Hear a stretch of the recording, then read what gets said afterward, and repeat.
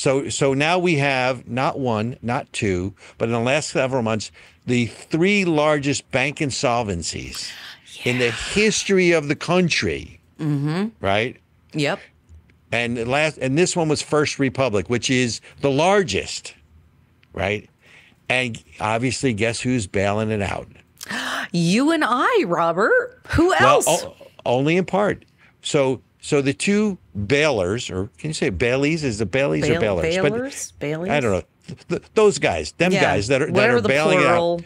It is a combination of the Federal Deposit Insurance Corp. Yep. And our friend Jamie Dimon at J.P. Morgan Chase. By the way, in the last bankruptcy of this size and stature was, I think it was Western Republic in 2008. And guess who bought up those assets? Was it J.P. Morgan? It was J.P. Morgan Chase. What do you think of them apples? Yeah, so they're giving J.P. Morgan Chase the $50 million financing. 50. Did I say million? Yes. I'm 3 zeros short. It's 50 billion. Sorry, folks. You know what's a few billion or million between friends here? Exactly. You know. And they are tapping, no pun intended, the FDIC insurance fund. I'm an insurance guy, right? In my real life, in my prior life, I don't know, real life, prior life, for $19 billion. So here you have these mega banks too big to fail. And that's my question, right? They're absorbing everything.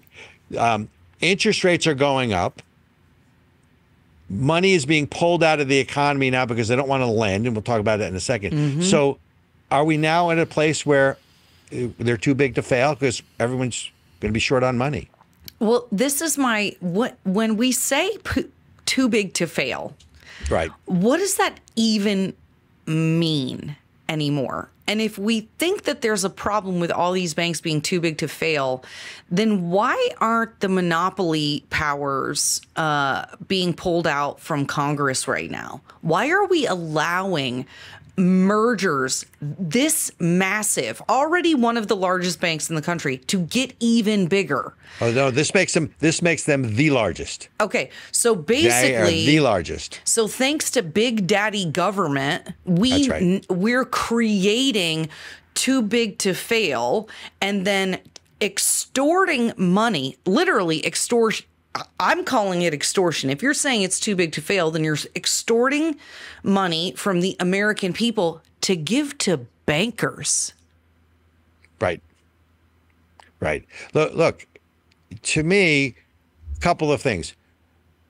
By the way, the too big to fail banks are the ones that mostly on the West Coast. The Signature Bank, I think, was on the East Coast. I forget which one, but two in San Francisco, one here. They were giving out jumbo loans at preferred rates to large lenders, knowing that the government was going to pick winners and losers if they became insolvent. And again, I don't think you've seen the last of this, but here's my question, and I don't understand, because there's an inconsistency. It's incongruous to me.